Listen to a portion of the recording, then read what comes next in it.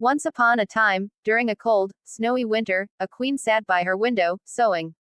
Accidentally, she pricked her finger with the needle, and drops of bright red blood fell onto the snow on the windowsill. Looking at the striking contrast of red against white, she whispered softly, "I wish for a child with skin as white as snow, lips as red as blood, and hair as black as ebony." Not long after, the queen gave birth to a baby girl who looked exactly as she had wished. Her skin was pure white, her lips deep red, and her hair black as night. "We shall name her Snow White," the queen declared. But happiness was short-lived, for the queen died soon after. A year later, the king remarried. His new queen was beautiful, but proud and cruel. She could not bear the thought of anyone being more beautiful than herself. The queen possessed a magical mirror and would ask it every day, "Mirror, mirror on the wall, who is the fairest of them all?" The mirror always replied, "You, my queen, are the fairest of all." This pleased her, until Snow White grew into a lovely little girl. By the age of 7, she had already surpassed the queen in beauty. One morning, when the queen asked her mirror as usual, it replied, "You are fair, O queen, it is true, but Snow White is fairer than you." Enraged, the queen's jealousy turned to hatred. She could no longer tolerate the sight of Snow White. "Take Snow White into the forest. Kill her, and bring me her heart as proof," she commanded the huntsman. The huntsman led Snow White deep into the woods. But when he raised his knife, she cried out, "Please, dear huntsman, spare me. Let me go, and I promise I will never return." Looking into her innocent face, he could not bring himself to harm her. "Run, child. Escape and never return," he said. To deceive the queen, he killed a wild boar and presented its heart to the queen, who, believing Snow White dead, cooked it and ate it. Alone in the dark forest, Snow White was terrified. The towering trees and rustling leaves made her jump at every sound. She ran for hours, unsure where she was going. As the sun began to set, she stumbled upon a small, strange house in a clearing. Inside, she found 7 tiny plates, 7 cups, and 7 little beds. Hungry and exhausted, she tasted a little from each plate, drank from each cup, and tried each bed until she found one that felt just right. That evening, 7 dwarfs returned from the mountains. "Someone has been in our house.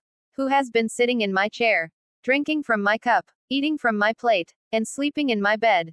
they exclaimed. They found Snow White sleeping peacefully. She was so beautiful that they could not wake her but allowed her to remain. That night, the dwarfs took turns keeping watch while she slept. In the morning, Snow White awoke to find the dwarfs standing around her. They were kind and friendly, and she told them everything, her wicked stepmother, the huntsman who had let her go, and her wanderings through the forest until she discovered their home.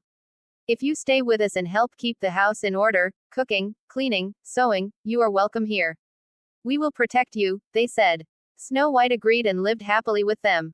Every morning, the dwarfs warned her, "Be careful.